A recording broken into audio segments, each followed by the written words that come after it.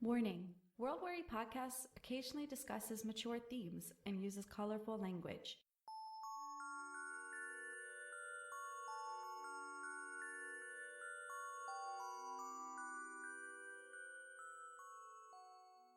Welcome to World Weary Podcast, a podcast recorded in a spare bedroom somewhere in the middle of southwest England, hosted by two world-weary women who consider chairs a luxury. I'm the American one, Cassiopeia Walker. And I'm the British one, Violet Starr. I am the master of the episode!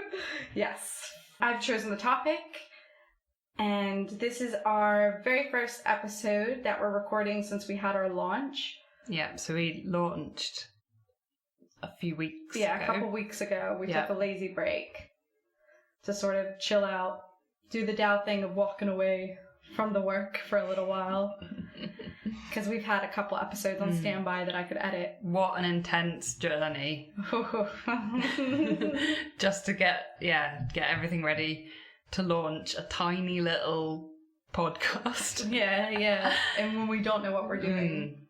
But it was very exciting. We've had a lot of fun since then. And yeah, you were texting me how excited you are to write. Yeah, and we're now rested and ready to carry on recording now. Yeah, I'm freaking ready now. Just to quickly get this out of the way at the top of the podcast, if you're new to the podcast, welcome, and thanks for giving us a listen. We're overhauling this spare bedroom soon to create an even more professional sounding podcast. It's hard to edit around the echoes, so I'm going to sort that out.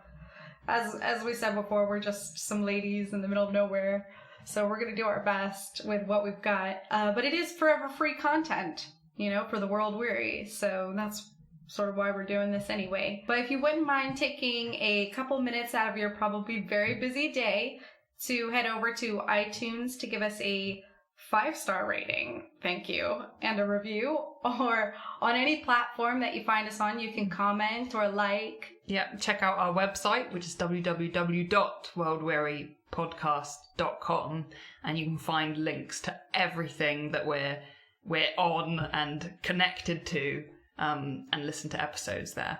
Yeah, and all these ways, this is your chance to engage with us in a safe way, while supporting us without even having to do much more than click a button. Violet, what's making you world weary this week?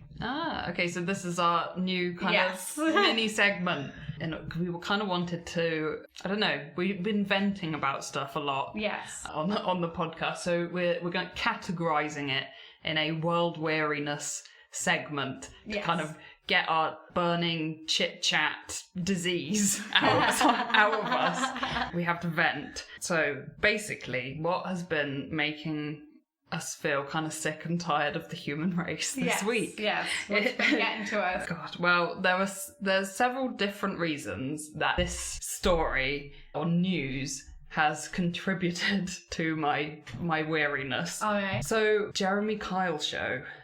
The Jeremy Kyle show. I heard about this. Was cancelled last week, I think, now, forever. This news will be a bit out of date by the time you guys hear this. We're probably a couple of weeks.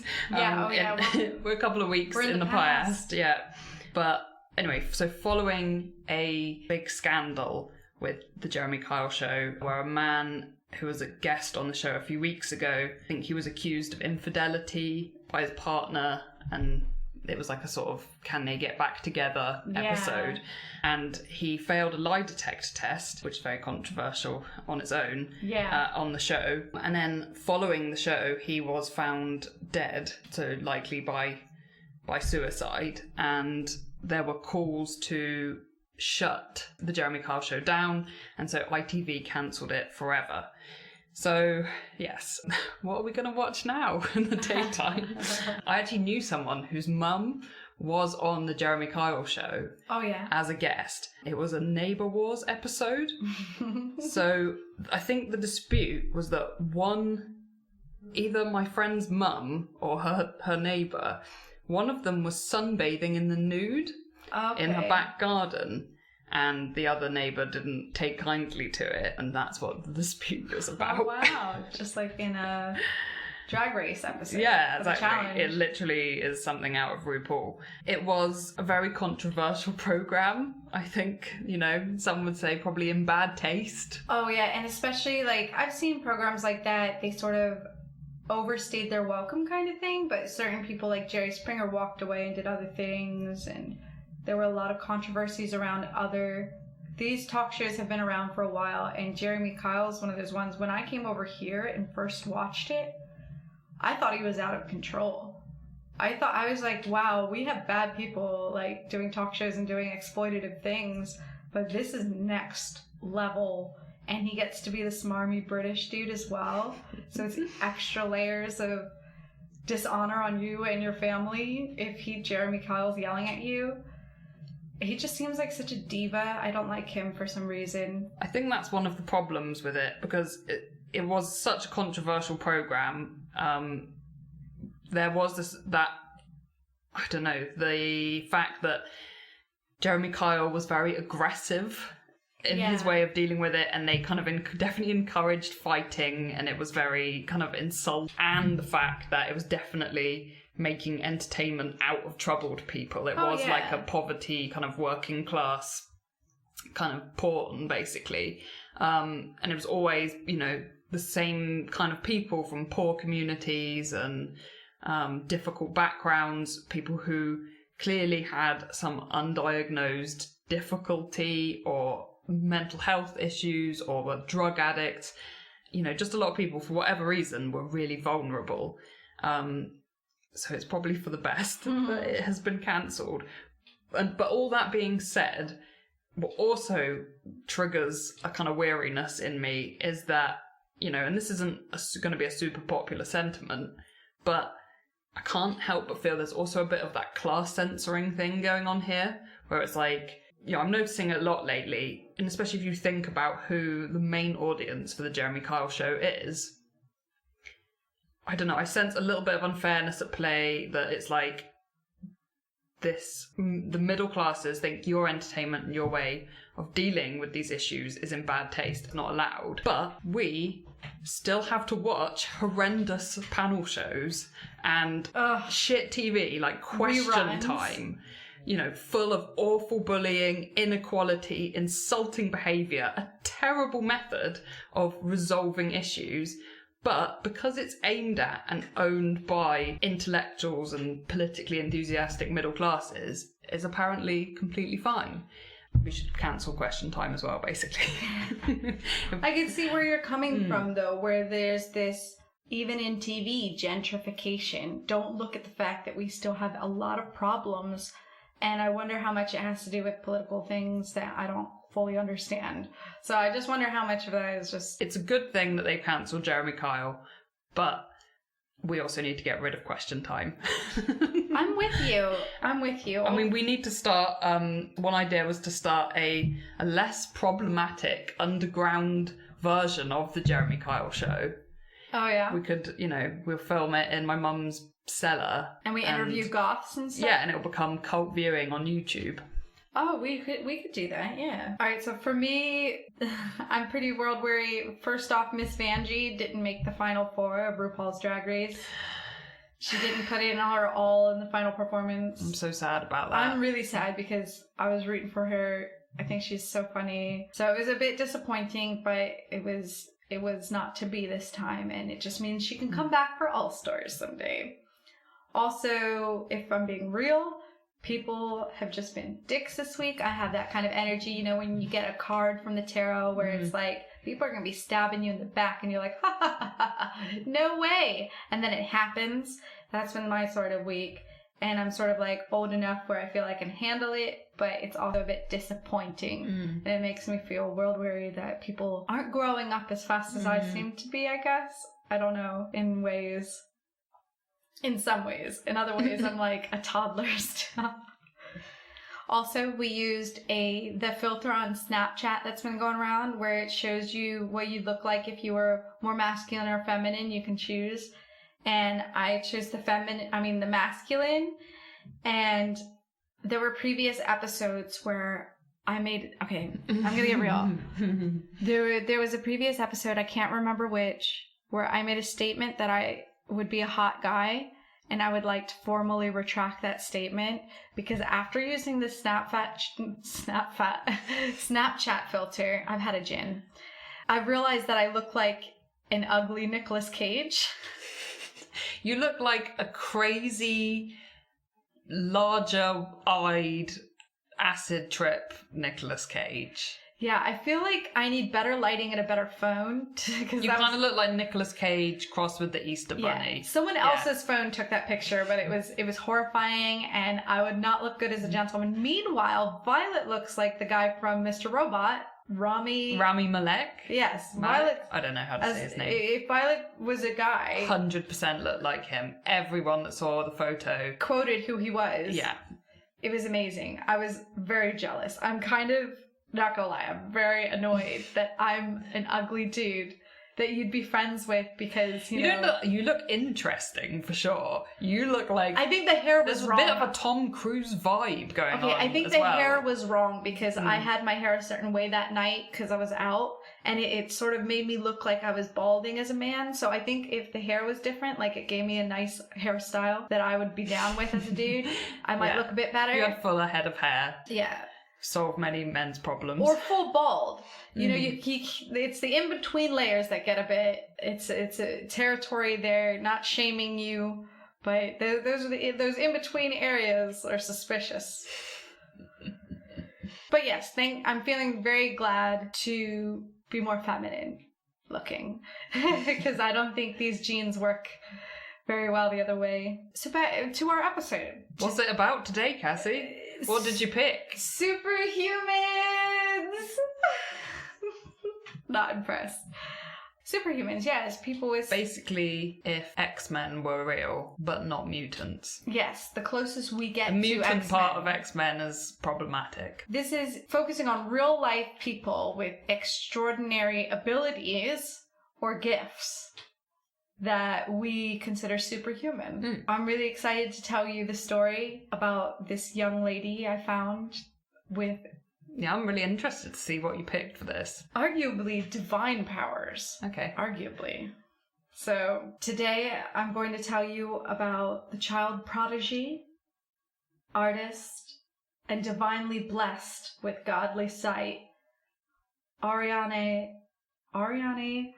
Kramarik. I swear I learned how to pronounce this last night. We're going to call it Ari for short. Ari, yeah. According to herself, has been blessed since the age of 4 with divine sight. Akiane is a commercially successful artist whose incredible story began at the age of 4. Some of the information I have is from a research paper by Madeline Cottle, which can be found on academia.edu, as well as all the sources she used. And other information is from Akiane's website herself, her YouTube, as well as Wikipedia. So, when Aki was 4, she told her mother about a vision in which God spoke to her, encouraging her to draw and paint her visions. She said that she had met God. When her mother questioned, "What is God?" Akiane responded that God is light, warm and good. It knows everything and talks with me. It is my parent. So, wow. Pretty rough on her mom already. Like, mom issues at 4, okay. Her mother, Forelli, asked more details about the dream, and Aki countered that it was not a dream. She had really been to heaven. The claim seemed peculiar to her mother, and she wondered how her daughter even knew about God, as the family was not religious, they did not pray, they did not watch television, and Aki had almost no interaction with other children beside her brothers.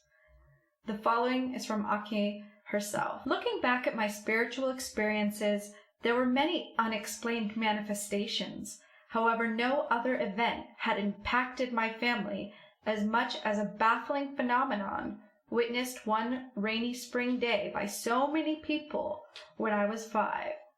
I disappeared. Whoa. Hundreds of vehicles in our small town were stopped for inspection, and my photograph was distributed throughout all local dispatches. I was able to see exactly how many police officers, state troopers, firemen, search dogs, and neighbors were looking for me because of a suspected kidnapping. However, nobody could see me. That's right. Nobody. It was as if temporarily I was off the radar, undetectable. I remember splitting into a myriad of fragments, hundreds upon hundreds of eyes that could see in all directions, and participate in many imperative planetary and extraplanetary proceedings all at the same time. Okay. Then, after many long hours, I reappeared in the midst of numerous eyewitnesses, right by the windows, in the crescent-shaped corridor of our house. Neither my family nor the officers nor I could comprehend what had really happened, nor did we discuss it any more, as it carried a rather distressing and inexplicable association. The only reminder of that haunting day is the stuffed smoky bear that police officers gave me. Wow, I mean, you're going to need quite an imagination to visualize that experience. 5 years old. When Ilya, my third brother, was born, I tried a few different schools for about a year and a half. So basically, her dad's American, her mom's Lithuanian. She's an immigrant that moved to the United States, and they're very poor at this time when she was young. When her third brother was born, I tried a few different schools for about a year and a half. One of my teachers got frequently upset with me because I refused coloring inside the coloring books and made my own sketches. So you made your own lines? Color inside the lines, she once yelled at me. But the lines are wrong, I protested. After that incident, my sketches, now in color oil pastels, were on every possible flat surface of the mansion. So she lives in a mansion at some point because her mom gets a sweet job. Okay. Sorry, I forgot to mention. My mother kept on guiding me to use paper, but the paper was just too small for me. I needed much larger spaces. She was incredibly forgiving for my destructive artistic explosions and never reprimanded me for messing up the walls, the floors, the carpets, the tables, the windows, or the clothes, even during the realtor's house showings. For some reason, I did not value my paper sketches and used to throw them in the garbage. Had my mother not persistently salvaged them, none of my earlier works would be here today. For me personally, it was one of the lowest times of my life. So this is like, okay, so after they're in this mansion and all this stuff's going on, her mom ends up in debt somehow. It's all very murky. Is how I'm going to explain this. This is a very eccentric childhood, isn't it? There's so many I had to cut out, but every day she has a sob story of a terrible thing that happened and how they persevered and the shining raindrop that she saw that got them through it that day. It is really that. I remember in 2005, 2006, this becoming a thing, and I remember being about 17, 18.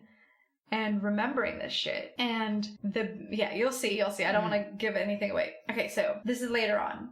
It was one of the lowest times in my life. I developed severe migraines, debilitating vertigo, and accidentally cut off one of my fingers in the door hinges. I don't know if she got that reattached, but I've looked at her hands on the internet. This is how stalky I've become this week. And I don't see any evidence of a finger being cut off. Okay. All right. After months of heated tension and negotiations, my mother and I invited local people to our house just to see their response to her art. But what we encountered was a complete indifference and cynicism. Nobody seemed to like my art. A few visitors suggested even burning all my paintings and writings. Oh, I knew you were going to love this. I knew you were going to love this. This is like a very annoying hippie child or something irritating me with being like, I draw my own lines. I don't color within the lines, man, you sheep. My mother did not give up. She continued bringing more and more art fans, more and more art experts, but time and again they all saw the same, nothing out of the ordinary. My mother continued writing letters to various sponsors, organizations, agents, and media in hopes that someone could see what she did, but no one shared her excitement. Give it up, Karen. Give it up. Not every child can be a child star, okay? We are testament to that. Just when I couldn't be more disenchanted with the future of my art, one man, a self-proclaimed prodigy expert showed up in our lives who wanted to buy my first paintings and represent me. How old is she at this point? At this point, she's still 8. I would say she's about 6 or 7. Oh my god. Can you imagine? Yeah. Precocious. 1 second. Let me just fix my glasses. I can't see shit. I can't see without my glasses. Alright, so after being enticed into signing the contract, not a day passed that he did not ridicule my family. The new agent blatantly started taking advantage of our trust, manipulating us in the most revolting ways, and even stealing my paintings.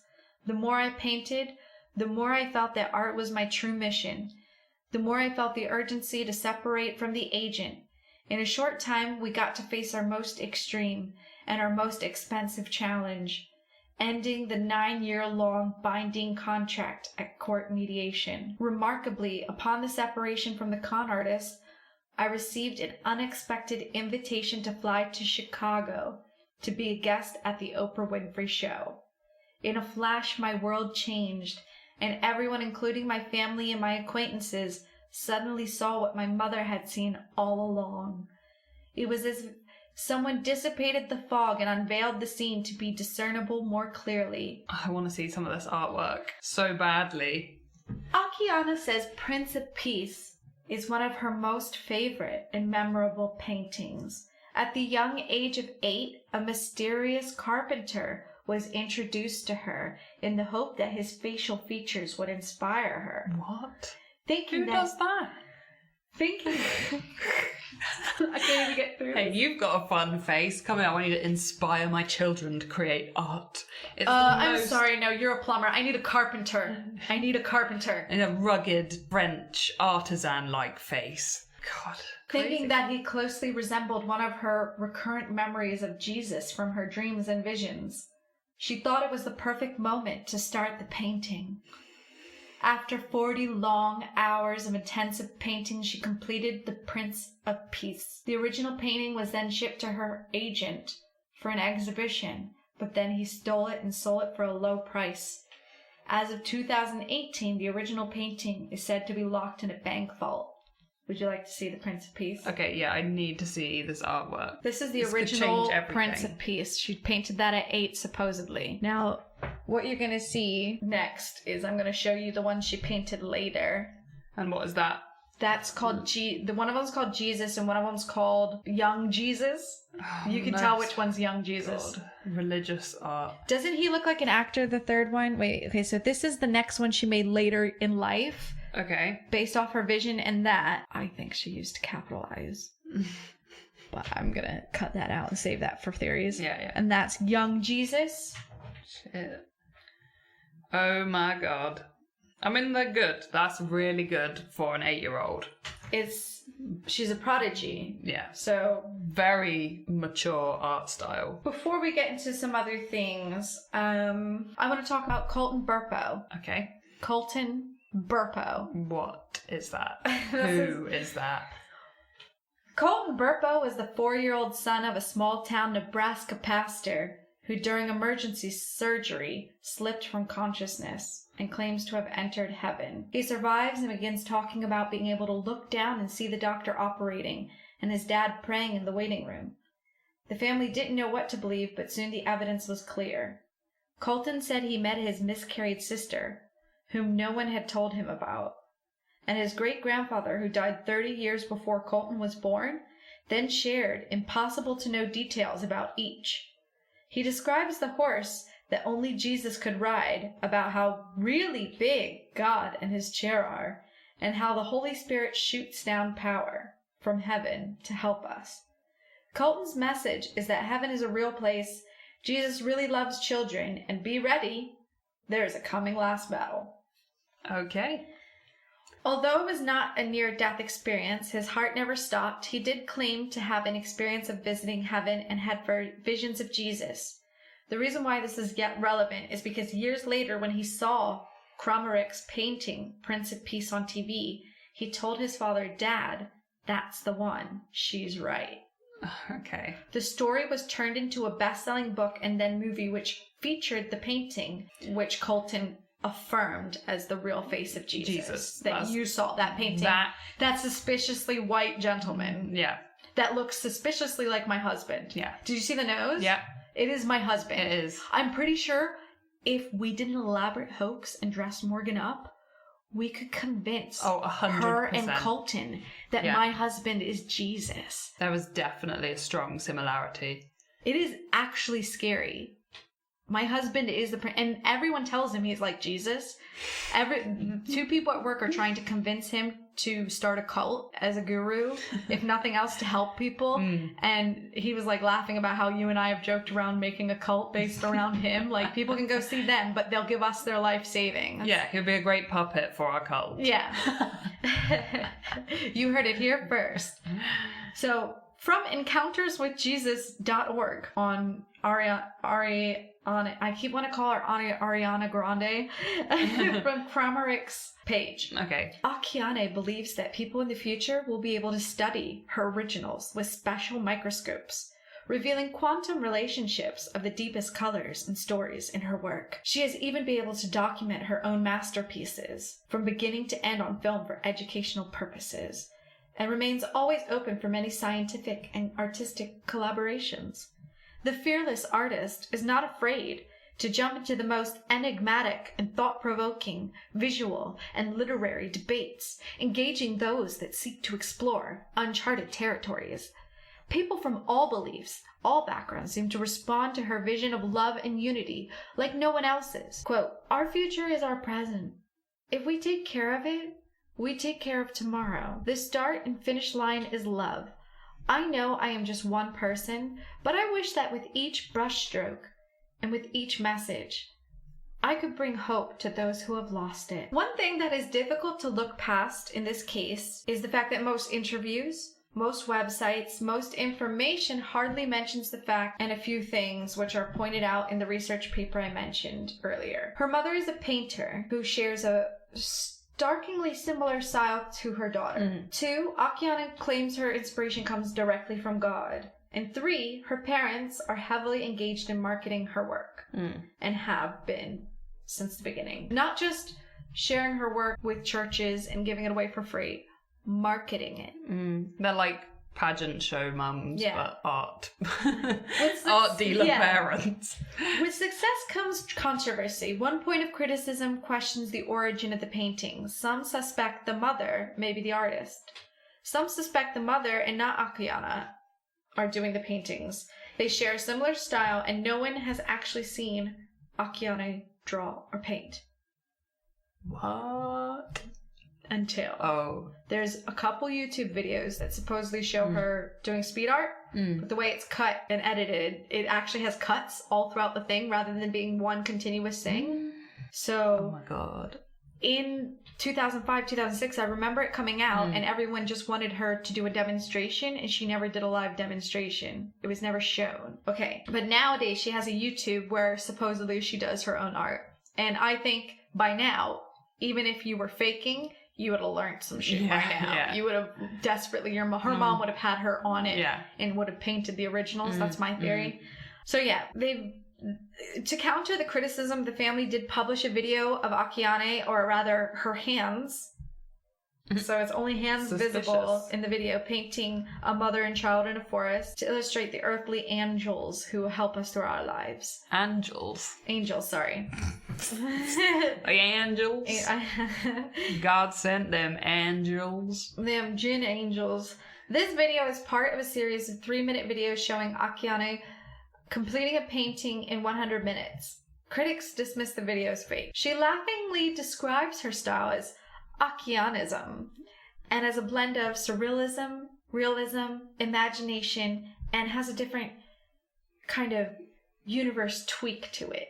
Okay. Her art has found a loyal and passionate admirers and supporters, but plenty of people dismiss her, but she's also a poet. Her website receives 300 million visits a year. So, divine gift of painting, because that painting, if she painted it at 8 years old... If she truly painted them, then she's clearly a very gifted child. Yeah. But they're not, mind-blowingly... I've seen the same before, kind of thing. But if it was made by such a young kid, then you know, they're clearly very gifted. Yeah. Very precocious. Yeah. With very suspicious parents. The thing is, they describe her as a prodigy the entire time, but the thing is, art critics at the time, if you're going to describe yourself as a prodigy, you have to be open to criticism. There's a famous quote that I didn't really want to write down where an artist of the day, 10 years ago, assuming they're still around, basically slated this child. Like, this lady went in and was like, this is mediocre, this is blah, blah, blah. And people use that as a defense of, oh, you're attacking this child. But if they're purporting to be this amazing, incredible child prodigy, then you've got to have the work to back it up. And while her art is interesting, I can completely... She deserves the following she has because 100%. Of the work that's been put into that. They're lovely, lovely paintings. And also, it's an incredible story of her family's struggle, but I've looked through a lot of it, and there's a lot of fantastic elements to a lot of the stories and no evidence backing it up. I checked out her mom's YouTube. What's your money on? My money's on her mom did the original paintings and kept teaching her how to do it. Yeah, I think you're right. And her mom saw, because they were living in dirt poverty. And I think her mom caught a wave, was very smart, and they're living a lie. And that's fine. You work. As long as you can live with that. If she can go to bed and be like... The pressure you put on your child is worse than being like a pageant show contestant child, or like a child model, like a parent that forces you to live a lie for the rest of your life. So... Painting... The one thing that's unexplained is the disappearance. This is my theory with that. I once hid from my family with the new kitten... Snowball. She was the only white cat we ever had. She was very cute. And I decided that it would be a good idea to, because I wasn't allowed much kitten time, because there's a load of people in the family, I was just like, I'm going to take her under the bed and we're going to chill out. And I kept hearing people looking for both of us. And the cat was fed up with them as well, I guess. So she was being real quiet with me. Like, she wasn't making any noise. And you know how kittens are. Yeah. She was like just chilling out with me. And I was hid under the bed. And it wasn't until my mom was thinking about calling the police. And then I chickened out and came out. What Akiane did is she went full balls to the wall. She didn't give a shit. She didn't have a kitten. She was just like, probably stressed out. Poverty will stress you out even as a child. You know you're poor because other people tell you you're poor. Yeah. And a parent trying to force you to live a lie as a prodigy painter. Yeah, well, she's having visions at 4. And keep in mind, her mom's a painter. And it's good that she encourages her to do art, but... Yeah, but not in this way. If it's such a God-given, selfless gift, why would you go out of your way to try and make it a money thing? That's what I'm saying. It's all this bullshit where, oh, I care so much about people. Here's my merchant. You know, it's just like, but I can understand. It's just like, it's different if you're like setting out to do something, you know. But it's she was a kid when it happened, so she has nothing to do with it. I really like her. I've watched some of her videos. Can I just show you a short clip? Yeah. Some of her stuff is so pretentious it hurts, but she seems like a lovely person. She actually does seem like just a nice person and talented. But by God, it was hard to get through some of this. She's got a mini documentary called Painting the Impossible. Just painting the impossible. Over the years, I painted different periods in Jesus' life.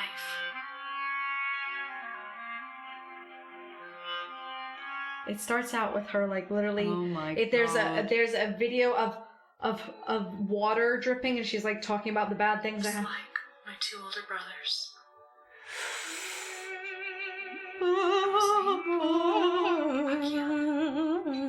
She's like doing very. It's like. Oh, I'm really not sure about that. That's why I like her, because very, it's very indulgent, isn't it? Oh my God. I had a terrible childhood. My brother. She may as well be playing Sarah McLachlan in the background. My mother only fed us Weetabix. And she's got... I wish I was an asshole enough to fucking rent money out of Christians, is all I can say. I'm not a mean person. Otherwise, I would have been in a Christian band years ago singing about Jesus and rinsing them of money, because it's so easy to do. Because look at the top comments. People are eating it up. 1 million views. She is truly blessed by God. Such beautiful painting. Like, this one's like, oh my God. Thank you for your pain, your hurt, and all that you went through to bring us, parentheses, me, this beautiful work of art. He looks alive. King of kings, Lord of lords. No, I love Christians because, you know, my parents... We know that we've been raised in that stuff. Yeah, so... But I don't like when people are taken advantage of because they believe something. And there are quotes about Akiane's spiritualism, whether she considers herself a Christian. And she was, let's say, vague as fuck about it. She didn't commit to being any sort of Christian or this or that. She's just spiritual, which is nice because she wants to appeal to everyone because that's more marketable. Yeah, it's about the, you know, the money. So the twist to the story wasn't that she's a superhuman as far as gifted by God, but she's superhumanly gifted with parents with marketing capabilities who understand how it works. Yeah. Her mom's got a YouTube video dedicated to doing, the latest videos were from 5 years ago, where she did a lot of talks in Lithuania about how to raise children to be successes and stuff like that.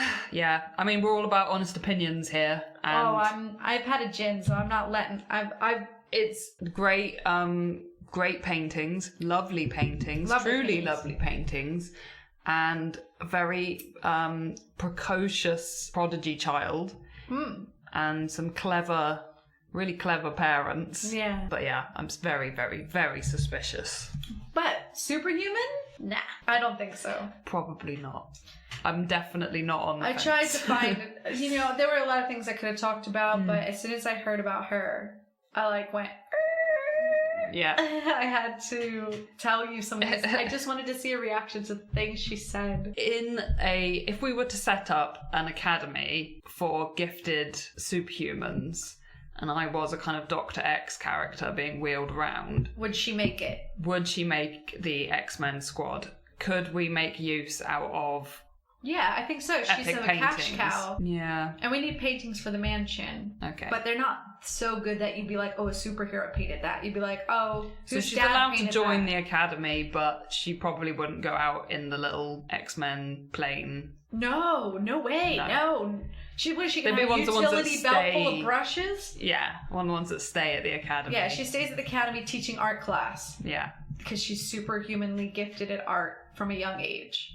Supposedly #trademark. Sweet. That's my story. Okay, we are on to my story now. My story is, we'll just give it a quick title, Superhuman Katie Sandwina. Not heard of her. Okay, you're gonna love it. Late 1800s.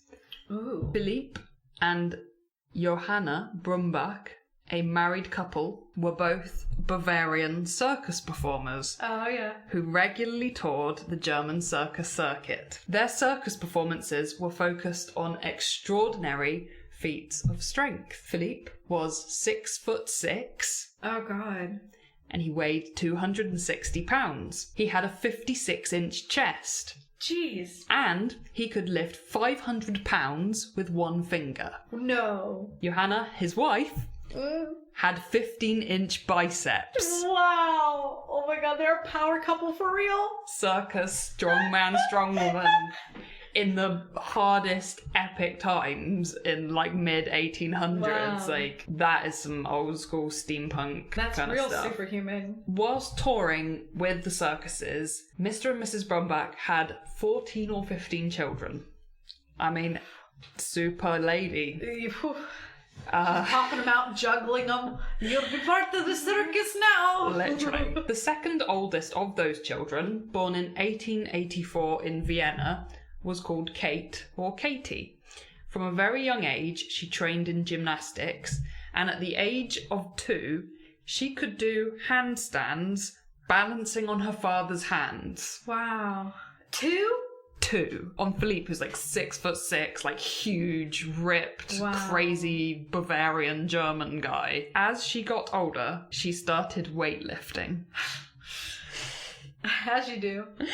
It became apparent to Mr. and Mrs. Brumbach not only were many of their children taller and bigger than average, of course, because they've got freaking strong man, strong woman parents, but also that several of their daughters had super strength in their blood and were showing a natural talent for strength and performance. Yes. So, Kate and some of her siblings began to be featured in their parents' circus act. The teenage Kate performed stunts on stage with dumbbells and barbells and wrestled men from the audience on stage. Yes. Teenager, like below 16. Kate's father would offer 100 German marks to any man there who could defeat Katie at wrestling. Yes.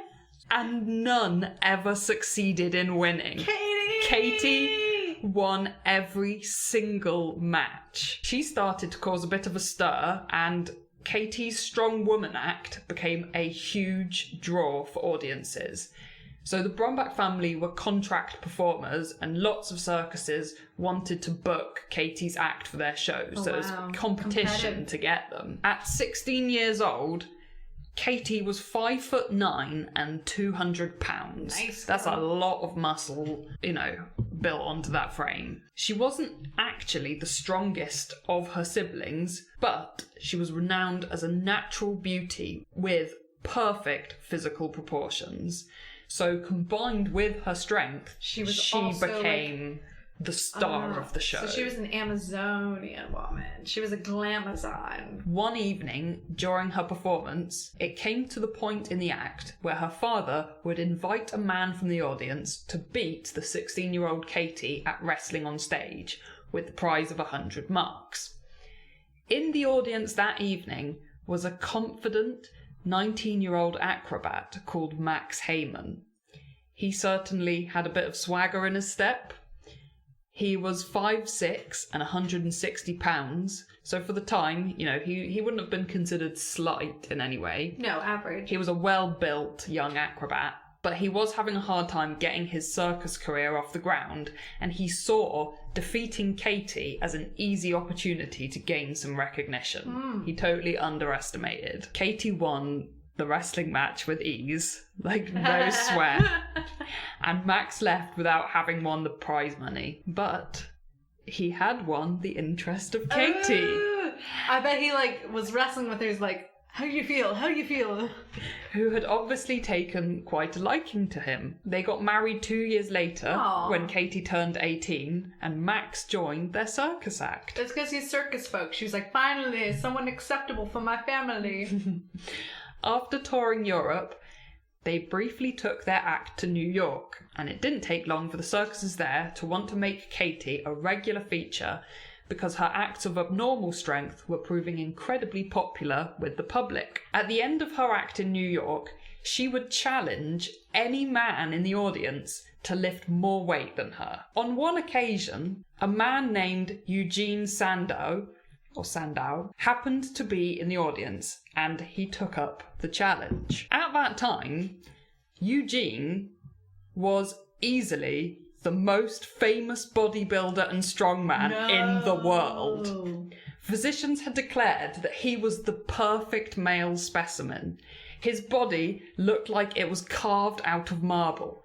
He modelled his physique on classical Greek and Roman sculpture. When you see depictions of a strongman in the little leopard pants and the giant weights, it's literally based off this guy. There are photos of him wearing little animal print G-strings. Eugene was the athletic superstar of the day, and he just happened to be watching the circus on that particular day. Just happened. Eugene goes up on stage. Come on, Katie, come on. No one can believe it. Shock wouldn't have been a strong enough word.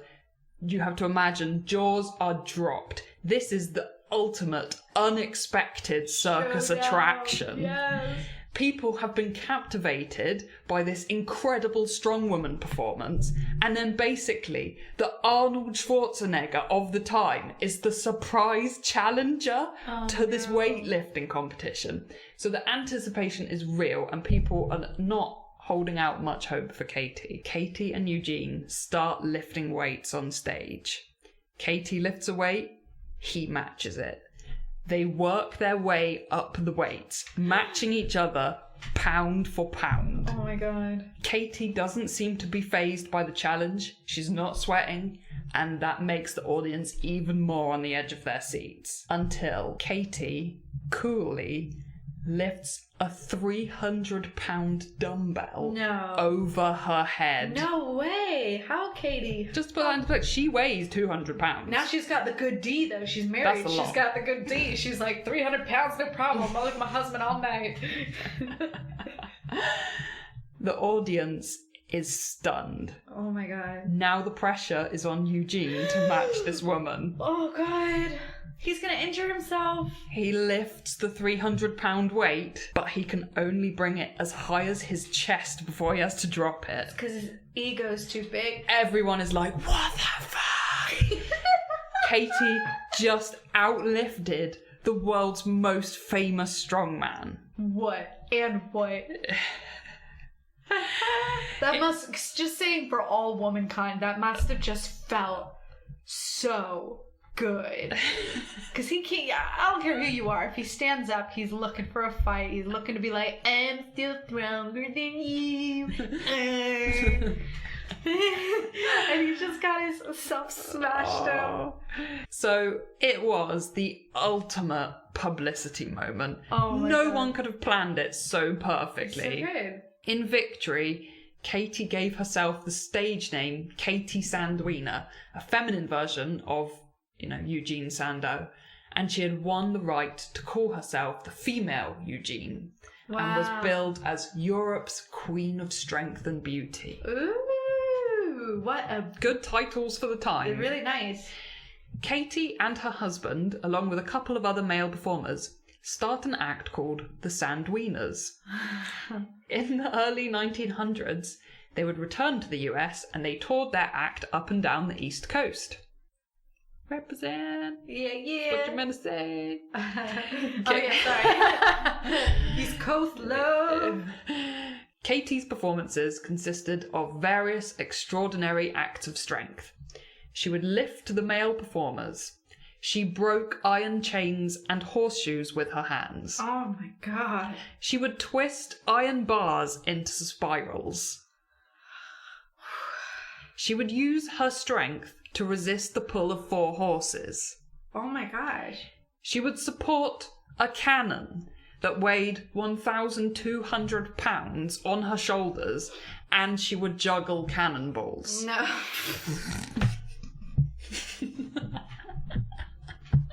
That's the next level. At this point, she's just messing around, like... This is why she's superhuman. One of her most incredible acts was, whilst lying on a bed of nails, she would balance an anvil on her chest.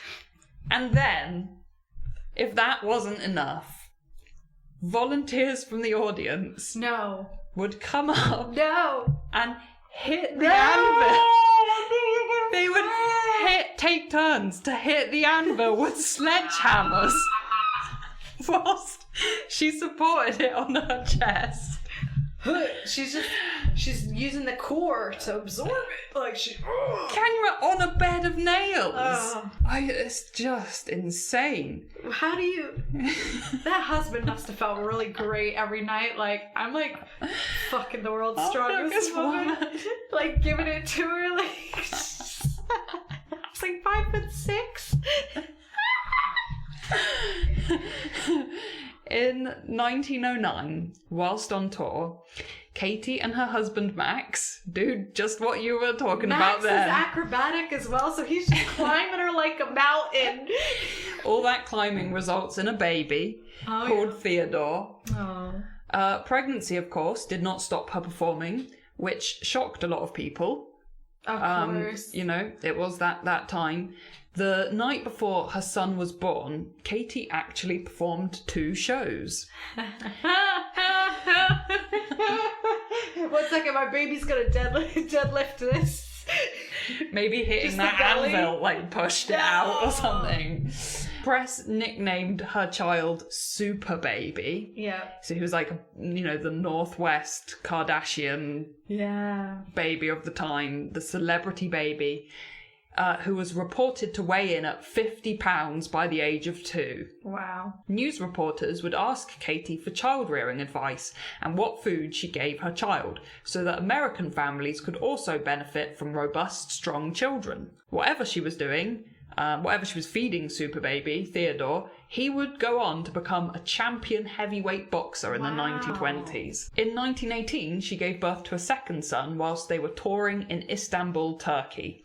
This was during a period of civil unrest, and in order to get to a hospital, Katie, whilst in labour, had to run and crawl underneath barbed wire fences to reach the hospital. Oh, wow. On arriving at hospital, there were no available beds, so she gave birth on the floor and went home. Superhuman. God. Probably the most famous American circus, Barnum and Bailey, scouted the Sandwina's act and put Katie in the centre ring. And she was earning $1,500 a week. Very, very good money for the time. Incredibly good money. As part of her act, she would lift her husband, who was 165 pounds, above her head and spin him around. Yeah. A reporter who observed her act wrote, "At the moment she was twirling her husband about in dizzy circles above her head. Carelessly, laughingly, she tosses her husband, though he were not flesh and bone, but merely an effigy of inflated rubber. And he is no insignificant husband either." No, he's gonna flip and do some crazy shit. I love it. I love that picturing couple. this huge woman just flinging her flinging this acrobat around. Can you imagine if they had an argument the night before, how furiously she'd flip him that day?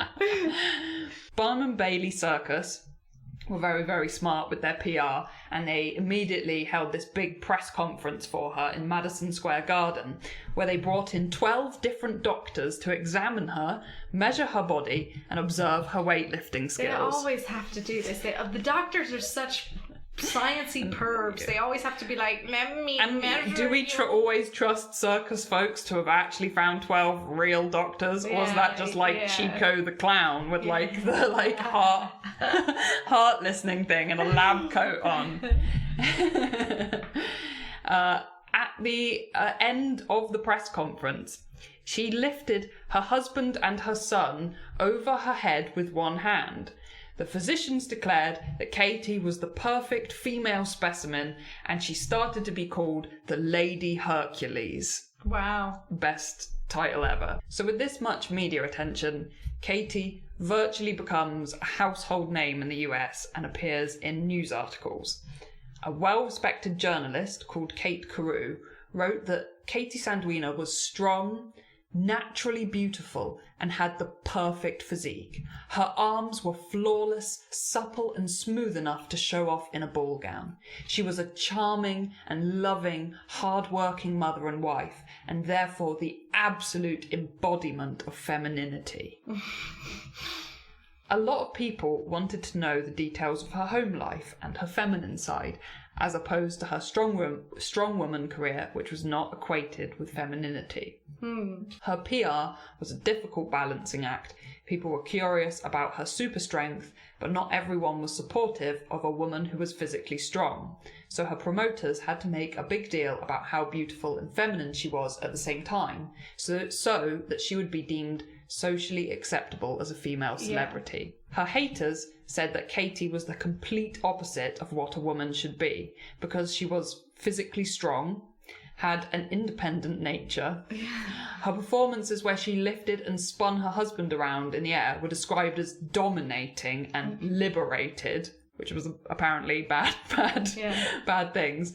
And she was also a known suffragette. In fact, in 1912, Katie, you better. She became the vice president of Barnum and Bailey Circus's own suffrage group. So now, I think comments like dominating and liberated and independent nature, physically strong, she'd have now? Wouldn't be equated. She'd have a just for fans as well. Yeah. She'd have she'd be huge on Twitter.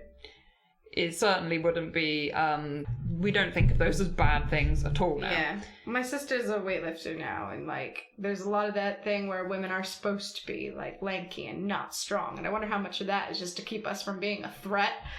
Yeah, a physical threat. I think it totally is. It's, you know, if we all started like it's hard Sparta making all women getting together and getting real roided up. No, not roids, but like getting real strong all the time. I wonder how much that would change culture, because young women would be able to defend themselves easier as well with more muscle on them.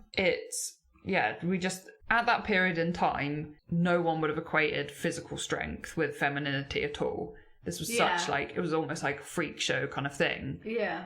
Because they really, really believed that women are naturally frail and weak, and oh yeah, of course. That's why Victorians always had women sort of lying around getting unwell if they went out in the rain. Like, it's so messed up, and we're still conditioned to feel like that, to think that we are naturally marshmallowy and weak and frail, when we're really perfectly strong. We're all Katies inside. Exactly. So luckily, her haters didn't interfere with her career.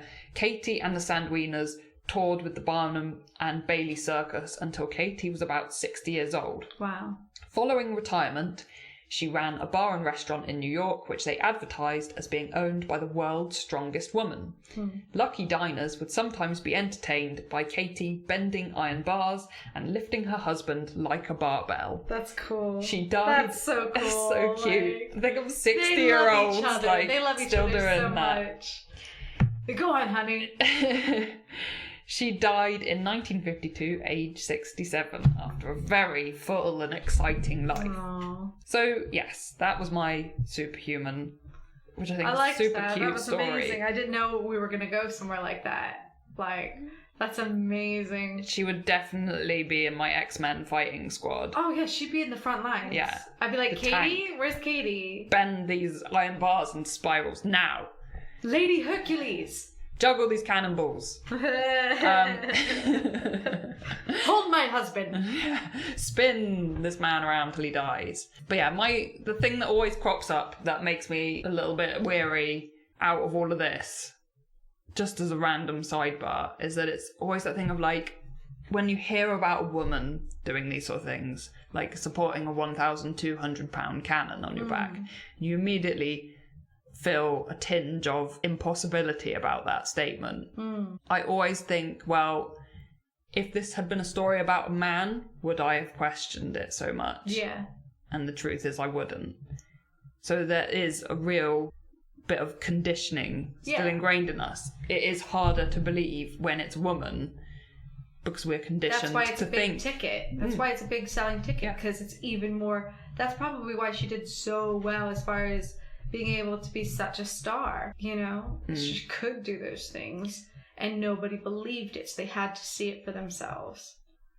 So it works in her favor in a way, but it's just sad that... We're conditioned to think women not capable or physically strong. Yeah, or that, you know... Certainly not as much as men. Exactly.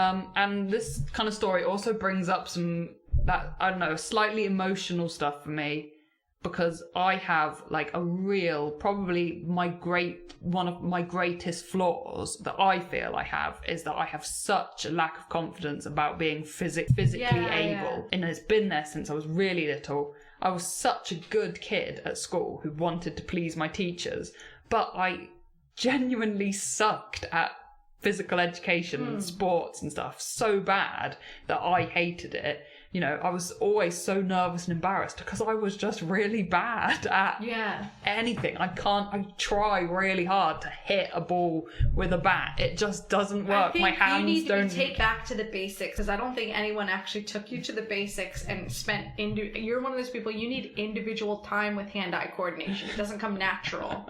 Not everything... It's all brain and not much hand-eye coordination on this.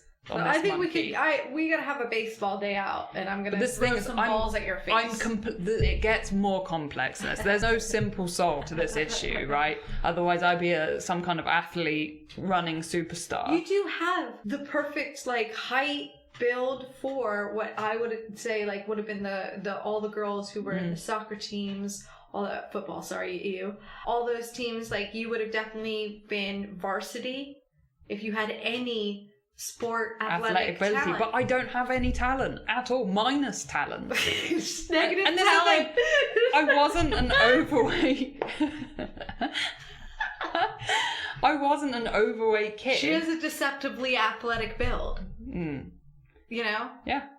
I didn't have health issues. You know, I had a bit of puppy fat, but nothing dangerous at all. We all you know. have it. We were always running around, trekking, getting lost in the woods for miles and miles, swimming. You know, we had to do PE lessons and sports stuff as a kid.